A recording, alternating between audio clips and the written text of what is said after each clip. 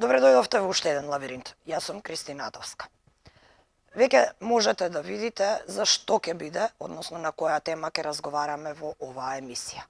Војната е најстрашното нешто што може да му се случи на еден човек, а во секоја војна жртви се цивилите и најзагрозени се цивилите.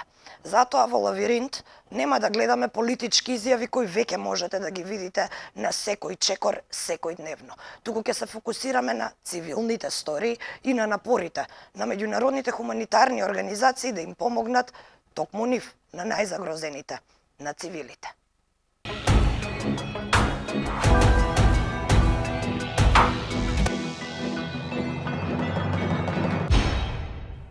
Мојот прв гостин денеска се наоѓа во Ерусалим, но често влегува во појасот Газа.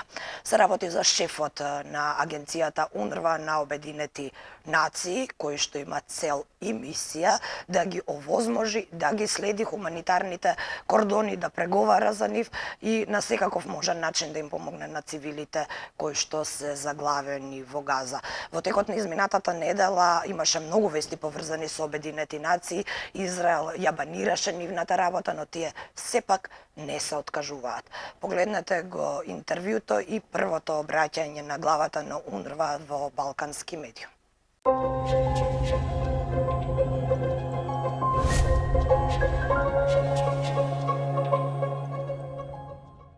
Mr. Goldrick, thank you very much for accepting this interview.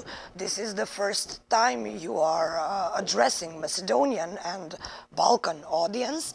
And of course, thank you very much once again for doing this interview, because it's very important for Balkan audience and for Balkan citizens to hear from firsthand what is going on in Gaza at the moment. We are facing a huge humanitarian crisis. Your estimations is more than a million point two people who now need food, water, and medicine. So, what is the current situation about today? Were you able in this period to enter Gaza? Because we know that the last week or few days ago there was one decision from the Israelis to ban your operation in Gaza. Oh, I think I'm the UN Humanitarian Coordinator, so my job is to oversee all of the humanitarians, both the UN family and the NGOs and others. I think you're looking at UNRWA, which is the United Nations Relief Work Agency. Israel have prevented them doing convoys of food and other material to the north. We're trying to address that by other agencies helping out. The situation in Gaza right now is terrible. It's really quite a serious catastrophe in terms of humanitarian situation. We have, as you say, 1.2 million people who need food, but it's actually more than that. The 2.2 million people, all of people in Gaza are reliant on humanitarian assistance. There's no other source of support for them. The small private sector, commercial sector comes in, but it's not sufficient. We used to get 700 trucks of material, food and other things in every day, and now we're down to 250. And so that the reason we're having a real problem now is the fact that people are not able to get the support they need. And then you have, because of that, you see there's a recent famine committee report which came out 2 weeks ago. And the last report they did was in December. And in that time, in the 3 months since then, there's been a massive deterioration in people's food security. In fact, in the north of Gaza, which has 300,000 people, 70% of those people are in dire need. They're in very extreme food insecurity. And the people are saying between now and May, there will be a famine conditions for those people unless we are able to bring in material right now. Unfortunately, the insecurity and the hostilities are making it difficult for us to deliver assistance. And also because of the very small amount of material we're bringing in, we don't have enough to cover everyone.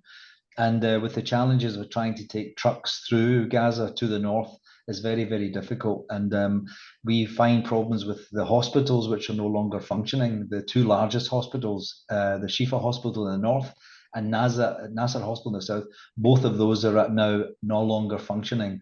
So we're relying on smaller hospitals to provide a full range of services. And because of that, we've had to set up field hospitals all the way across Gaza by NGO groups such as MSF and others are putting those together, these hospitals, because if we don't have those hospitals, we can't treat people, and we need to treat people for obviously injuries caused by the hostilities and the conflict, but also because of very chronic illnesses that are there, people who have got cancer, people who've got kidney dialysis, heart problems, diabetes. But also, what we also find is because of the situation, many people are falling sick, hepatitis A, diarrheal diseases, stomach infections, and food insecurity problems. So we're facing real challenges, and the lack of water and sanitation systems have made the situation in Gaza unlivable, to be honest with you. And that's exactly what I wanted to ask, because the summer is coming, and during the summer there is more chances of spreading diseases. So how will you try to manage this summer and these next months when the temperature starts rising? No, it's a very good point. And what we're trying to do, because of all the water and sanitation systems are broken, the supply of water and the sewage system and the water treatment, they're all broken. And we have to start doing repairs of those. And we also have to put temporary supply in places such as rubber bladders or water tanker delivery. And that's something we're trying to establish right now. We have problems over the equipment and we have problems over fuel to make those things happen. So we're working on many fronts to make that happen, because as you're right, at this time of the year, with the temperature now rising around 25, 26 degrees in Gaza, it will become very hot in about a month, up to 35 to 40. And the people living in very hot tents, dehydrated, on top of having nutritional problems and the inability for the proper medication, we are facing real issues in terms of many people will fall sick and many people will die with secondary illnesses rather than because of the hostilities themselves. You mentioned that 250 trucks are going inside Gaza, but are they enough for all of these people? And of course, the need for food and for medicine will rise during the summer, will increase. So, well, what are you going to do with this issue? Well, we're trying to open up more entry points. 250 trucks is nowhere near enough. We need about 400 or 500 trucks every day without fail. And that's to bring in water material, to bring in health goods, to bring in food in particular, and also shelter material. And so we're working with the Israeli authorities to try and open up a pipeline from Jordan directly into Gaza. We're trying to strengthen the pipeline from Egypt into Gaza, and we're also trying to get more entry points in the north of Gaza so that we can deliver directly in there. And also, you probably heard of a maritime corridor which is being built from Cyprus to Gaza, and that will hopefully happen in the next few months. And if we can get all of those openings and those pipelines extended, we will be able to bring up to maybe 400 or 500 trucks a day, and that will start to address the challenges. But the longer we wait for those trucks, the big number of trucks to come in, the more people will suffer and die. And so we have to do it as quickly as possible. And are you sure? I mean, how can we be sure that these pipelines will be able to use by people in Gaza? Because so far we've seen hostilities towards humanitarians and humanitarian aid entering Gaza. If I'm not wrong, you published that 176 humanitarian workers of UNRWA are killed since the beginning of the war. So how will you be able to operate inside if you're under attack all the time? Well, I mean, obviously, Gaza is a very difficult and very dangerous place to work. It's the most difficult and dangerous place to work for humanitarians in the world. And that's been the case since the start of this war, 2023, October. There's no safe place in Gaza for people to live, to people to move, or for people like humanitarians to move around. We saw that a day and a half ago when World Central Kitchens had 7 staff killed when they were coming back from delivering food to one of the places. And I think that it's a place where it's actually 196 people have been killed, humanitarians. Some of them killed while working, some of them killed at home or in their houses. And I think it's actually got 3 times the death toll recorded in any single conflict in any year. So it's a very, very dangerous place to be. we have to work with the Israelis to make them understand and try to get them to be informed clearly and to make the systems work so that we can move around with the material, with the trucks, with the people to deliver assistance in areas where it's stable, but also areas where it's very lots of levels of high conflict. I have to ask you what's your opinion about the airdrops, because at one point, at one moment, it was necessary for people to get food and medicine. But on the other hand, when that aid arrives and tries to land on the ground, then we have drownings, we have people killed in Stampedo, and that's happening every time when there is an airdrop. So the opinions are a little bit different concerning this issue. What's your opinion? What's UN opinion about this? Well, I think that anything that brings food into Gaza, given the difficulties and given the sort of the scale of needs, is important. But I think that we shouldn't be focusing on things which are one very, very expensive to do. I mean, doing that type of airdrop is about 300 times more expensive than trucks per ton. And then also, as you mentioned, it's not easy to target those people who need it most. And what you find happening is that the strongest people are able to run after and swim out to and collect the goods. And as you mentioned, people have been killed, drowned, people have been killed in stampedes, and people have been killed by being hit by the goods coming from the sky. So it's not in a very effective and not a very efficient way of delivering assistance. But you can understand some governments who are very frustrated and very concerned about the fact that they can't deliver assistance through normal means, which would be trucks. And so that desperation has led them to start looking at airdrops. The airdrops now are starting to become less and less because I think they're looking more at this floating pier, which has been suggested by President Biden a few weeks ago. And they're trying to build that, which would then be used to bring trucks into Gaza rather than airdrops. And I think airdrops look quite good, quite dramatic on TV, but I'm not sure it's an effective means of addressing the needs of the most vulnerable in places like North Gaza. I want to ask you about the children malnutrition and the children in general who are now inside of Gaza. This is very painful, a painful topic to talk about for everyone, I think, and to hear about, of course. There are 27 children died from starvation, from malnutrition since the beginning of the war. What is the situation now, and what is your forecast or assessment for this summer? Well, I last week I went to the north of Gaza to Kamal Adwan Hospital, and that's where those numbers came from. The 27 people who died, children who died, came from that. And so I went there and visited the hospital. I went to the children's ward myself, and I saw every bed in that hospital taken up by a child between the ages of 2 and 9 years of age, boys and girls, all of them facing serious, very severe malnutrition, emaciation problems, and complications because of things like hepatitis A or diarrheal diseases or stomach infections. And even there was one child there who had a brain tumor and another child with cystic fibrosis. And all of those issues are affected by the immune system and the ability of nutritional diversity and nutritional products to actually boost the immune systems. And children who are the most vulnerable fall sick very, very easily. And it's very hard for you to turn that around. And as a result, as you mentioned, there's many children who have died. And that's the ones who come to the hospital. There are many people children who die elsewhere who don't make it to the hospital. So we have to bear that in mind as well. I went downstairs to the neonatal hospital, a part of the hospital to the ward there, and I looked around. There was incubators which had two children in them because they don't have enough incubators. There were some newborn children who were not even in incubators. And then there was one at the end of the ward, and the child was born 2 days previously, and the child was not born premature, but the weight of the child was 1.2 kilos.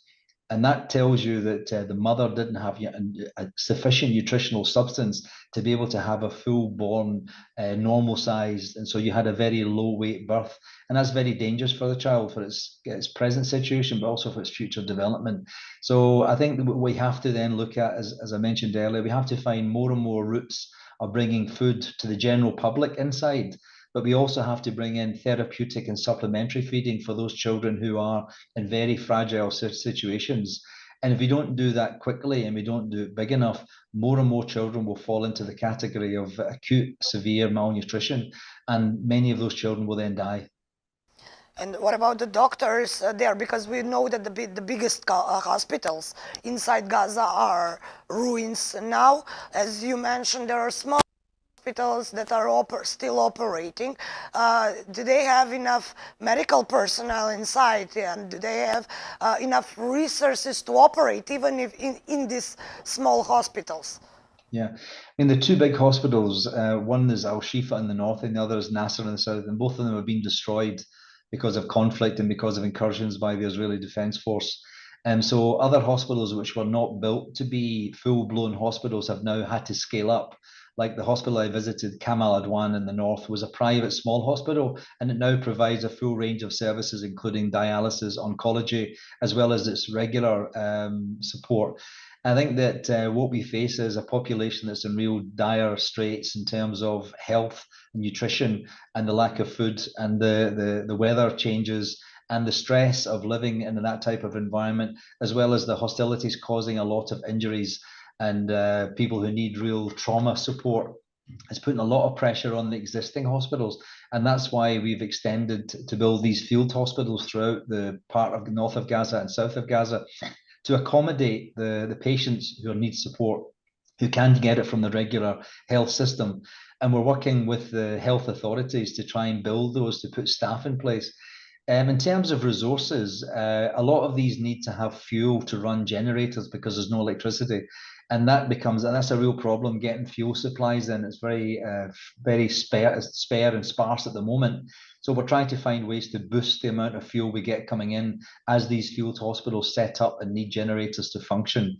In terms of medical supplies, there's a lot of drugs that are not available. For example, specialized drugs, chemotherapy and other cancer drugs, we can't get those. And people who are on medication, people like for insulin, or for people who have got asthma and the inhalers, these things are in short supply, and so we're trying to find ways of increasing the delivery into hospitals, and it's a complication, it's a challenge, and we can't distribute easily because of the road networks. We can't distribute easily to some hospitals because they're caught up in hostilities. So it's a real challenge which we're trying to work on.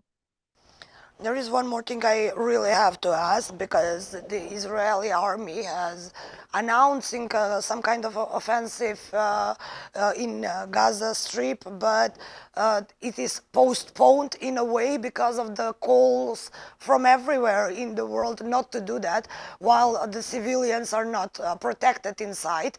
We heard some statement from their officials that they have some kind of a plan to move or displace most of the civilians before go to that ground action. So do you have any information about what that plan is, what that plan means, what's their plan, where did they think to move all of those people, because it's a lot of people. Is there any possibility for them to be moved on a safe place before this operation or offensive happens? Well, right now in Rafah, there'll be an incursion. That's what the Israeli IDF have said, and the politicians are saying that has to happen. As you mentioned rightly, that there are many member states and governments throughout the world who are asking them not to do this because the situation is so chaotic and catastrophic right now. If you go to Rafah, which I'll do tomorrow, again, you see the large numbers of people living in very congested areas, living in tents on the side of the street, living in very difficult, squalid conditions. And if you were then to have a major military incursion into that area, you would cause massive destruction, and it would result in the death of many, many thousands of people. So Israel says that they have a plan to evacuate those people. There's a couple of things we have to bear in mind. Where would you move the 1 million people who are currently in the Rafah area? Where would they go to when other parts of the Gaza Strip are either destroyed, and many of the places have unexploded ordnance, so they're not secure, other places along the coast, which is on the Al Mawassa, which is the coastal area, is already very crowded with a number of, there's 400,000 people already there. So I'm not sure where you could put those people. And then secondly, thirdly, from our point of view, we in the humanitarian community do not have the resources. We don't have the prepositioned material, be it tents or water or health support or any of these things to accommodate a population that would have to move because of the supplies into Gaza, as I mentioned at the beginning. The supplies there are so limited that we're barely just trying to address the needs as they are. If you were to get a million people to be pushed from Rafah right now, we would have no way in this world of trying to address those humanitarian needs. And what will happen with these people if Israeli strikes or goes to this ground operation? I think the problem is quite self-evident. I mean, these people are living in a very catastrophic situation. It's a colossal humanitarian emergency. And right now we are struggling to feed them, to give them medication, the right levels of water, sanitation and shelter. If they all had to uproot again, and many of them have been displaced a few times already, and for them to be displaced again, it's a real hardship to come at a time of real tragedy and with nowhere else to go. And with if there was to be heavy military activity, it would result in, I would think, very large numbers of fatalities and injuries. You mentioned that you're going tomorrow to Rafah, that you're going to northern Gaza in and out, and we hear all the time about the attacks on humanitarians, attacks on convoys. So do you feel safe traveling to Gaza and back? Well, it's not a case of feeling safe. It's a case of knowing that you go there because you've got work to do. There's other colleagues there who are doing work as well. It's to go to work with them. We all know it's a very highly insecure area, and there is ongoing military operations, and there are many people there who have got weapons, and there's a lot of activity that's happening in and around where we go. We just have to be careful. We have to take precautions. We have to notify. We have to inform people where we're going, and so that we understand that where the risks are there, we can manage those risks to an acceptable level. That's what you do in any crisis. And we're coming somewhere to the end of the interview.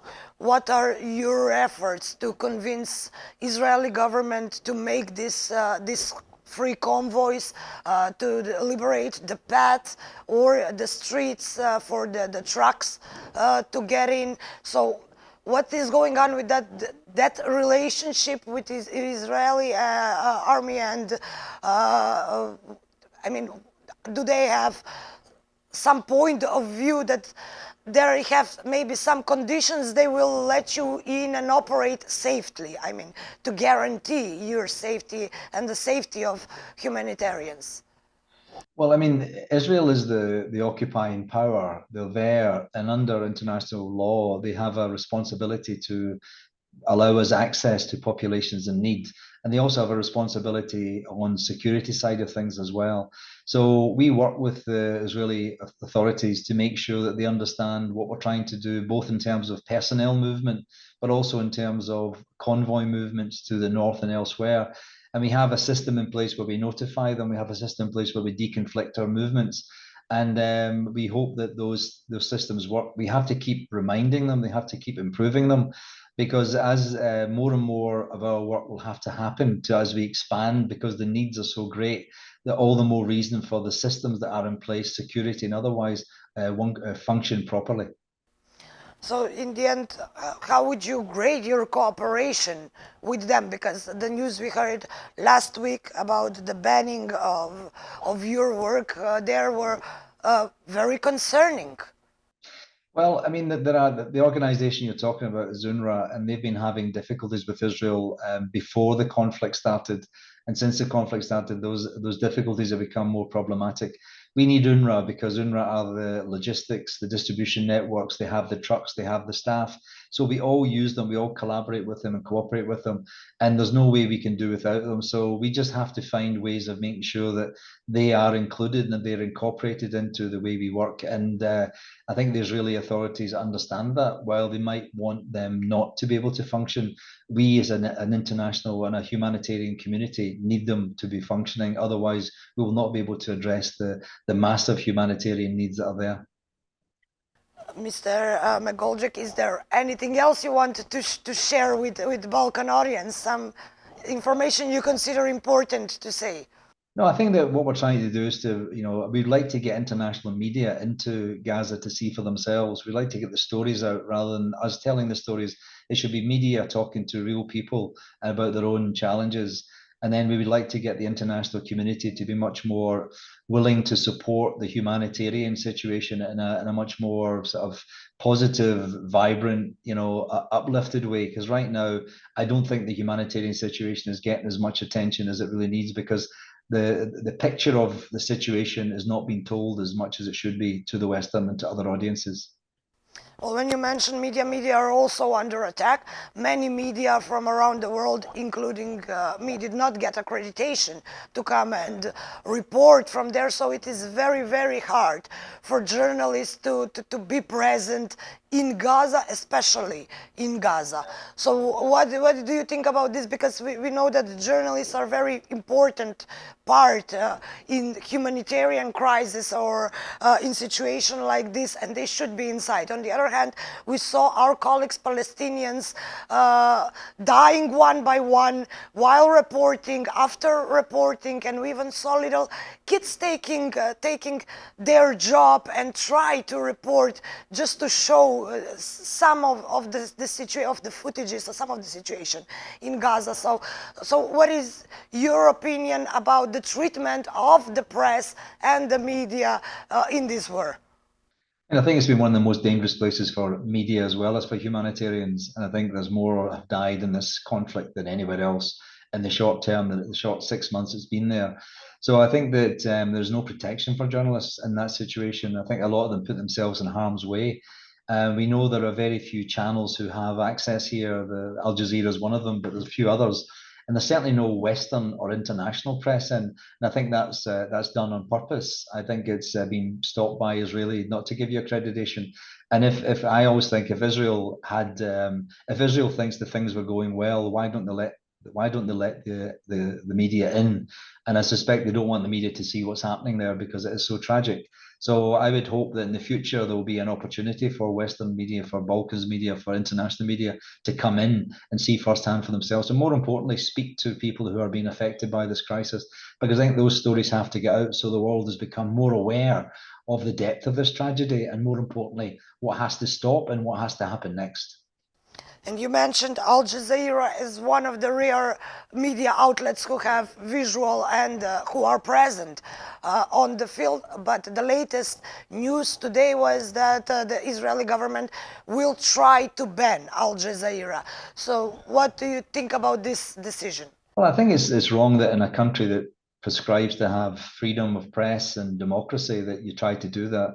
I think people should be allowed to express their opinions or have a TV channel that does that. And whether you don't have to agree with them, but you should allow them to say that, have their say, and then that gets contested or gets compared and contrasted with other viewpoints on the same issue. But by closing it down, it doesn't help things, I thought, at all. I don't think. Mr. Goldrick, thank you very much that you find time to address the Balkan audience and for this interview. Stay safe and thank you for your work there. Thank you very much. All the best. Thank you. Bye.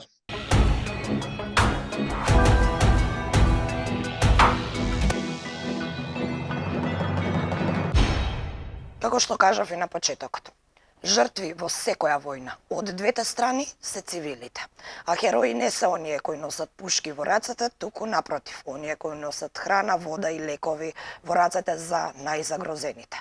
За таа цел се селиме во Рафа, прв пат за балкански медиум. Од Рафа ни се јавува портпаролот на Црвениот крст Hisham Mhana, кој воопшто и не ја напуштил Газа од почетокот на војната, се наоѓа внатре, оди ретко до северна Газа, каде што е навистина многу опасно, и дава заедно со своите колеги и останатите хуманитарци даваат се од себе за да им помогнат на луѓето во Газа и да ја помогнат и да ја олеснат ова страшна хуманитарна катастрофа која се случува во 21. век.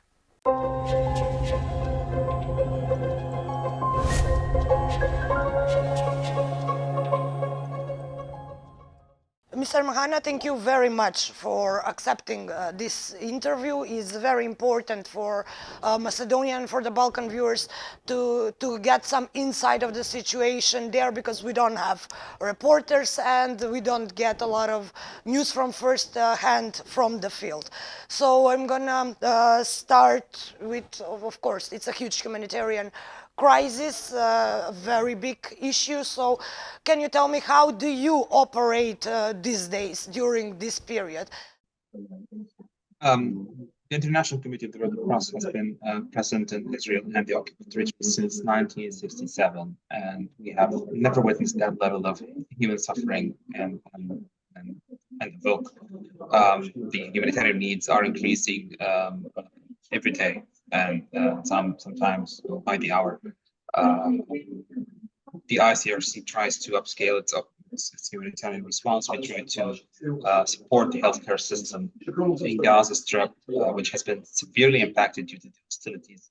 After 6 months now, we try to, we have a surgical team that works and lives at the European Gaza Hospital in Khan Yunis Governorate, which is now the only hospital capable of providing advanced healthcare service in the entire Gaza Strip.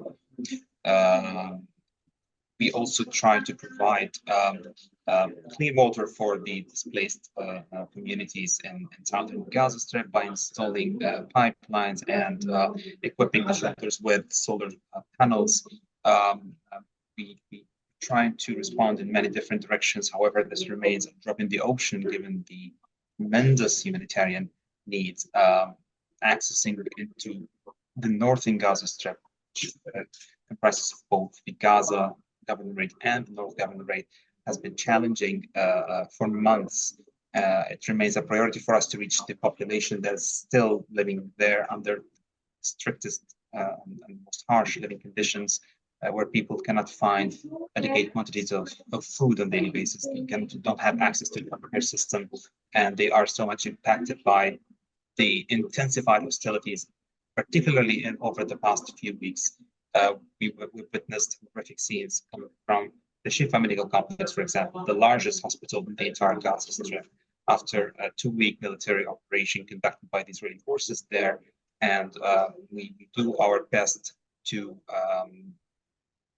attempt and go assist the situation there and assist in general what the people need there. It's very challenging.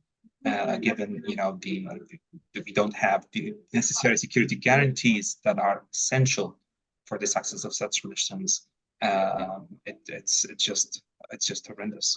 And I think it's important to clarify that the International Committee of the Red Cross has been present in Gaza. We never left the Gaza Strip. However, we have been forced to exist in southern Gaza Strip, and we try to upscale our humanitarian response to the maximum level possible. And we have been receiving,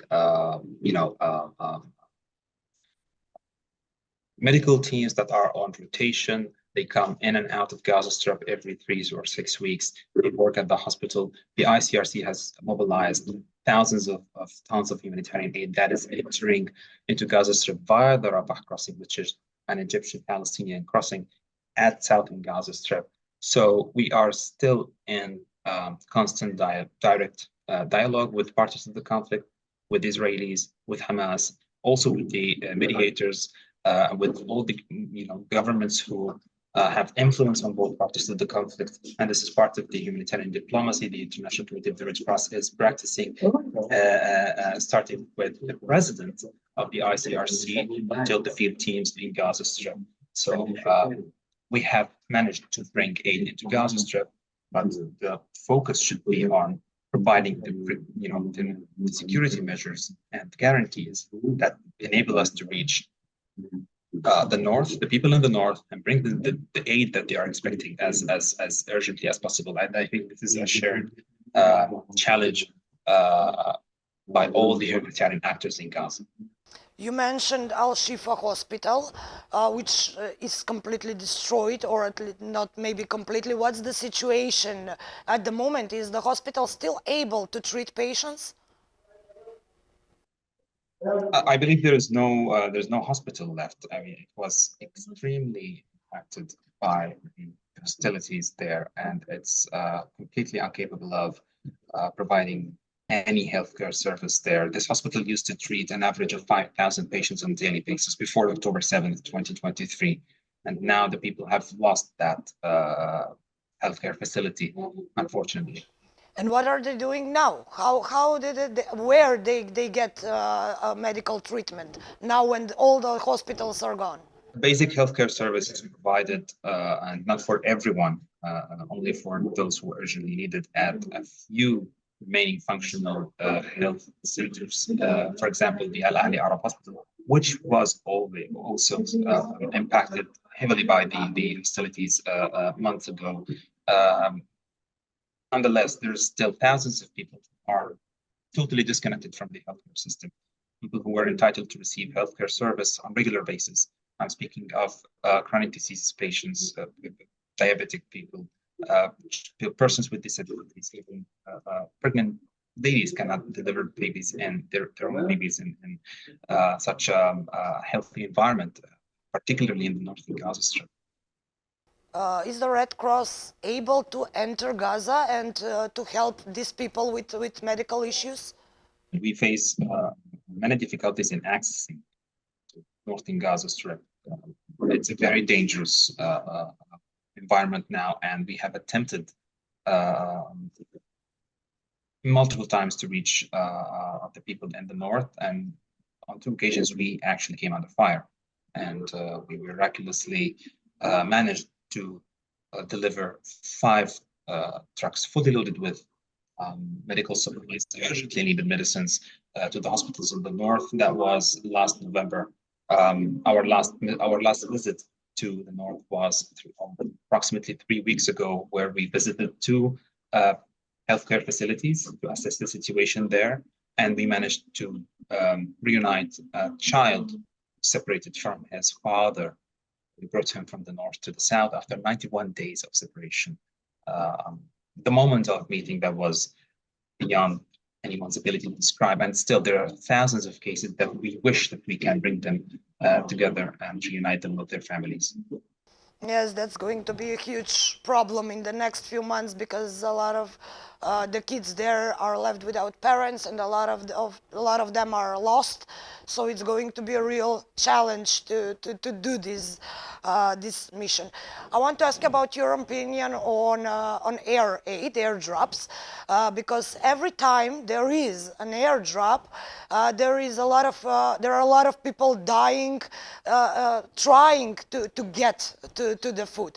So we had stampedos, we had people drowning trying to reach this aid, and on the other hand, if that aid doesn't come, then they will starve. So what is your opinion and opinion of the Red Cross Committee about these airdrops? Are they helping, or they just make bigger harm? Because we don't know what to think after all of those informations and images we saw. Thank you for this question. I think this is a very important topic to discuss. The International Committee of the Red Cross welcomes any effort that aim to alleviate the suffering of the people in Gaza and respond to some of the needs. I believe that the airdrops in intention, are supposed to fulfill this purpose. However, they are not the most efficient method to deliver aid, given the tremendous amount of needs there, and too many people who are expecting food to be delivered to them. And I say food because it is now urgently needed more than anything else in the world. After many weeks of the absence of availability in the market, and the obstruction or the very severe challenges facing the trucks to get to the north. So it cannot replace the only efficient, reliable solution, which is delivering aid by land. There are hundreds of trucks waiting for green light to enter the Gaza Strip by the Rafah crossing. They should be ensured safe space to move freely and safely and arrive to the thousands of people who are not only waiting for them in the north, but also in southern Gaza Strip, because there is also a high level of humanitarian needs there. So it's tragic to see that people actually have to expose themselves to high level of risks, waiting for food to arrive to them, whether via trucks or to be dropped from the air. It's not even it's humiliating to some extent to have to risk your own life to bring food back on the table for your own children. There's even no table left. Some of the families live there literally under the rubble of their homes. I want to ask about the children malnutrition, because it's a topic we all want to discuss. There are a lot of kids. There are almost 2 million people who are stuck inside Gaza, and a huge number of kids. We saw some situation from the hospitals while they were still hospitals, because now they are ruins. And what is the situation now? What are what is your assessment about children malnutrition and the risk of dying from lack of food? Well, there you said it. You said assessment. And in order to conduct an assessment, we have to be present in that area to conduct an assessment, which we haven't been able to do that yet. However, there are reports, daily basis received, the Ministry of Health in Gaza Strip, that many people have died because of acute severe malnutrition, and including children. This is extremely horrifying, and this is completely unacceptable. Now, this is also a stark reminder that parties to the conflict must adhere to their obligations, the legal obligations, which are now more of a moral imperative to allow aid to arrive to Gaza and to both the north and the south safely, securely, and immediately. And also, as an occupying power, Israel must ensure the protection of civilians, and it must ensure that they have access to everything necessary for their own survival. And one more thing I have to ask, because the summer is coming, the temperatures are rising, and in those kind of conditions, diseases can come. So what do you think about that, and what are the efforts of the Red Cross to deliver anyhow some kind of medical help? It's hard to understand how people manage to survive the cold, wet winter, as this unprecedented conditions, and now people are expecting also hot, humid days. I mean, the population has been also challenged by the climate change over the past years. Now, the ICRC is trying to provide water for thousands of families via water trucking methods in cooperation with local actors. We have upscaled also our capacity to provide solutions to, provide a source of power to run the water and wastewater pump stations who have not been working due to the absence of both electricity and fuel to run them. However, the general sense, like for example, if we take Rafah Governorate, for example, there's over 1.5 million people living on approximately 55 square kilometers. This is definitely the most densely populated area on Earth. People here live in tents. They live on the streets and sidewalks. They are disconnected from access to clean water, to sanitation services. The streets are filled with sewage and piles of garbage, and there's no way to live in a healthy fashion under these conditions. And of course, this is the perfect formula for the spread of diseases. There is a public health crisis at large scale, and there's no healthcare service that could respond to this immense needs. Hospitals, or the remaining functional hospitals, can barely respond to the influx of casualties who are constantly on daily basis arrive or rushed into the emergency rooms for treatment. Yes, because with injured people is also a huge problem if they cannot be treated. Then we are talking about slow and painful death. For many cases, unfortunately, yes, especially for those who are suffering from severe burns and who also need food for their own recovery. And this is what we try to provide at the Gaza European Hospital. aside from conducting surgeries, is to provide nutritious food items that are helping with the recovery phase. But as I mentioned, it remains a drop in the ocean. Well, I want to ask you now about your colleagues, about the humanitarians operating in Israel and Gaza.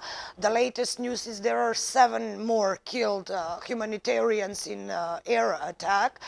And I'm someone who was on the front line and who saw what are you doing out there on the field.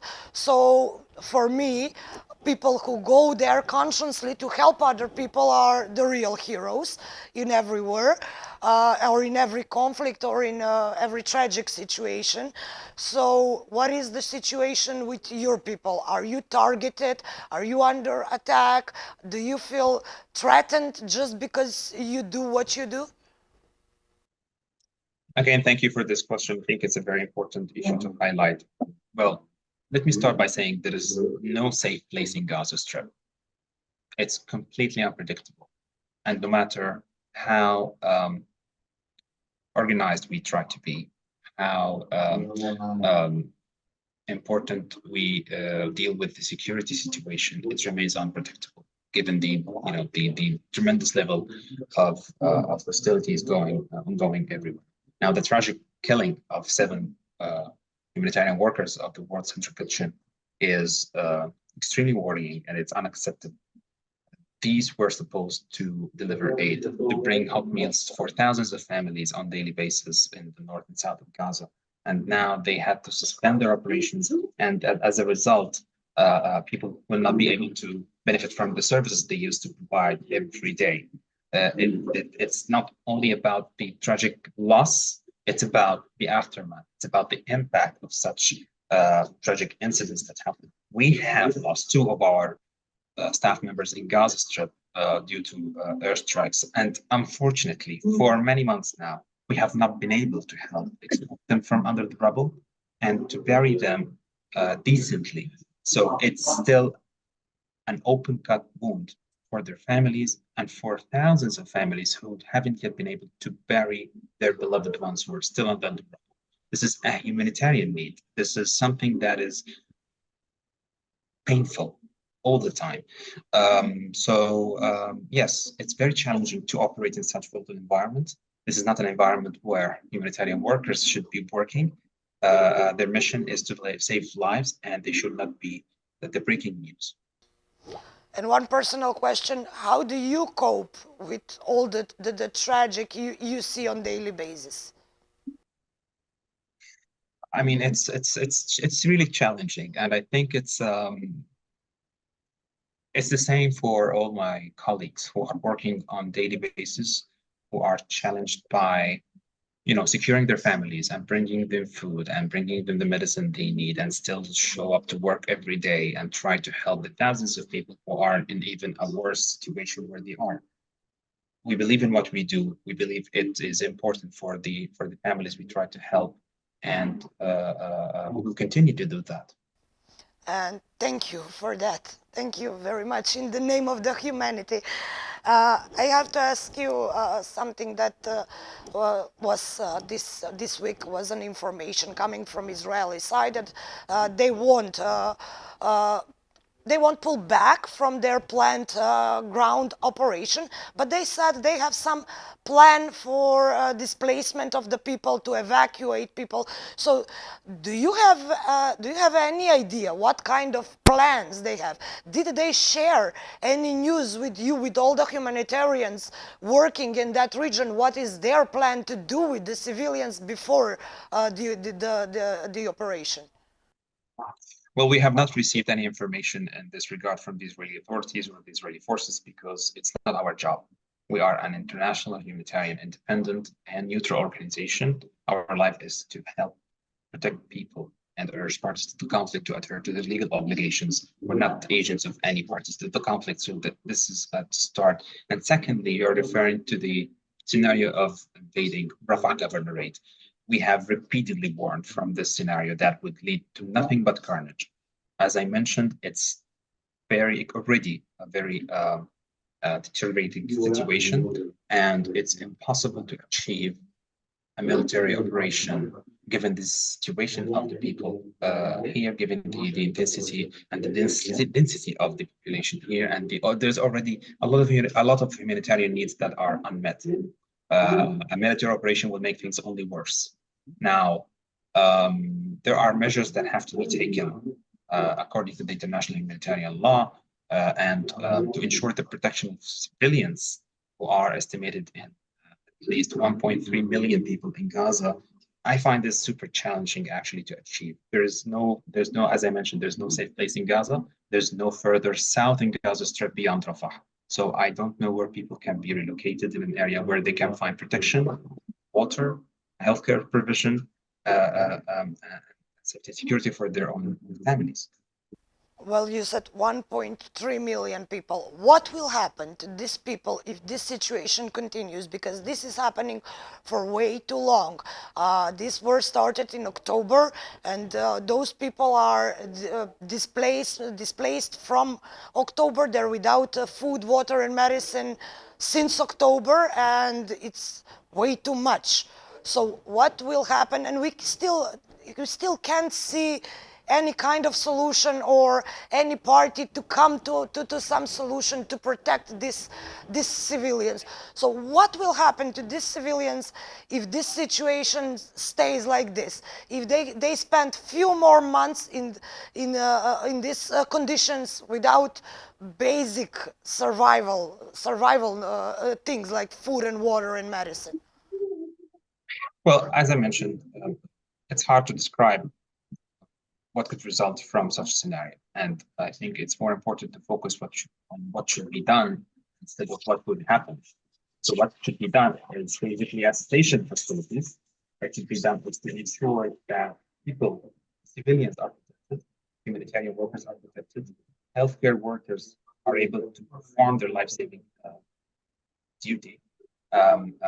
Humanitarian aid must be allowed to enter Gaza Strip unimpededly, safely, securely, immediately to reach everyone who is in need for it in Gaza Strip. Hostages must be released. Release also of the detainees, Palestinian detainees, should also have the right to be visited by their families and the right to be treated mainly and receive the medical treatment that they are entitled to. So this is what should be happening instead of, try to set plans to respond to needs that are impossible to meet. The Israelis keep saying that they don't let humanitarian aid enter Gaza because Hamas can use that humanitarian aid. So you, as a humanitarian who is out there, what do you think about this kind of a statement? Is there any possibility that Hamas reaches the humanitarian aid before or instead of the civilians? Well, I don't think there is a mechanism that would make sure that aid does not get to a certain party than the other. Aid must be delivered to the people who need it. And it's a responsibility of the parties to the conflict, not the International Committee of the Red Cross, not the humanitarian actors. It's the responsibility of the parties to the conflict. It's a responsibility of Israel as an occupying power, make sure that, as I mentioned, civilians are protected and they have access to everything they need for their own survival. So using food and aid as a weapon is unacceptable by international humanitarian law. Preventing people from having what they need is prohibited by the international humanitarian law. Laws are clear. What they need is that they must be applied.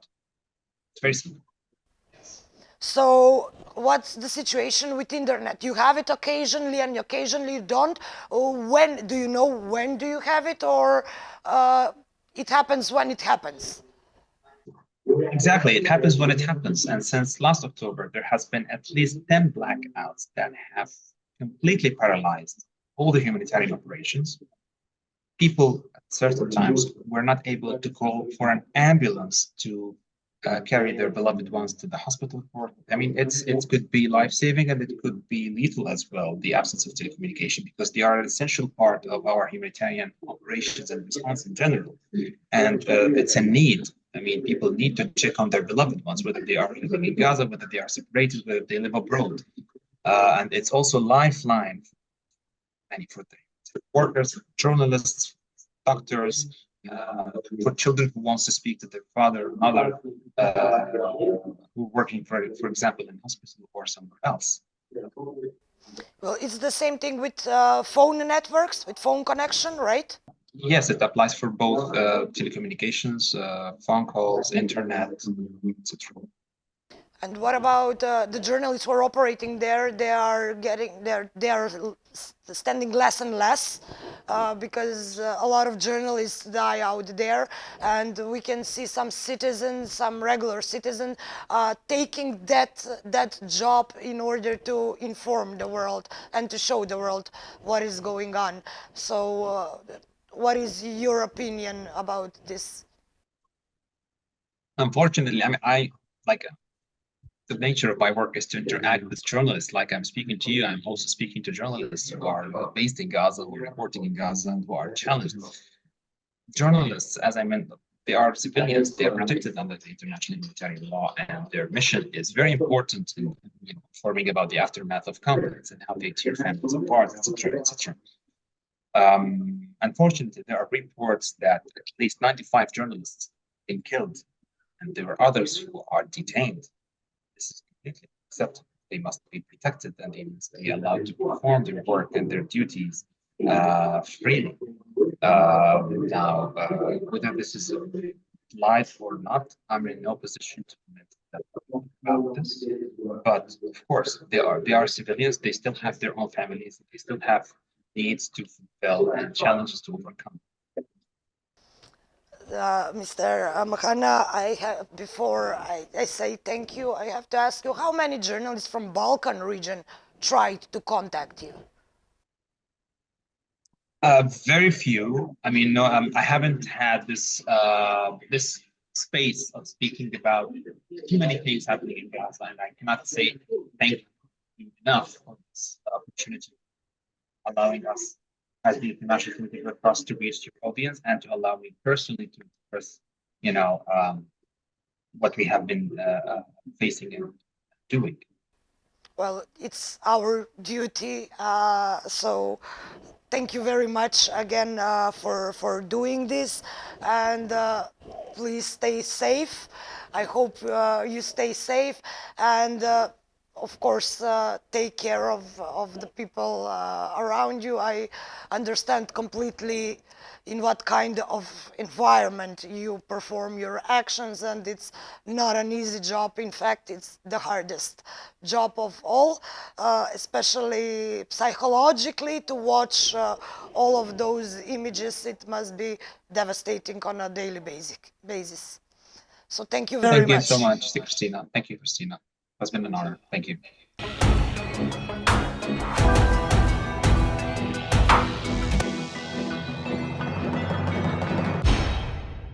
Овој лавиринт го посветивме на цивилите во Газа, на оние кои се најзагрозени, бидејќи во моментов ни се случува страшна хуманитарна катастрофа. Како што можевте да слушнете, многу голем број организации се обидуваат да помогнат на терен, но до овој момент се уште не можеме да го видиме крајот на голготата на повидок, и токму затоа е важно да ги третираме овие теми, односно да ги ставиме цивилите во фокусот.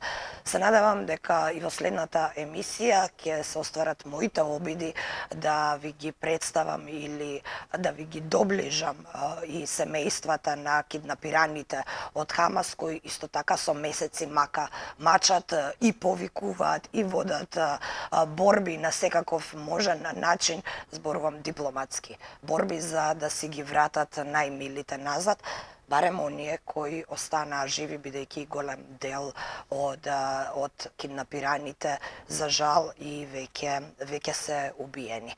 Како што кажав, Лавиринт ќе остане да ги следи цивилните приказни и цивилната страна на оваа војна, и она што сакам на крај да го упатам како порака е дека навистина треба да престанеме да навиваме за војните или за било која од страните во војните, иако веќе за нешто навиваме, да почнеме да навиваме за тоа војните да завршат за секогаш. Ви благодарам за вниманието со кое не следавте. Пријатно.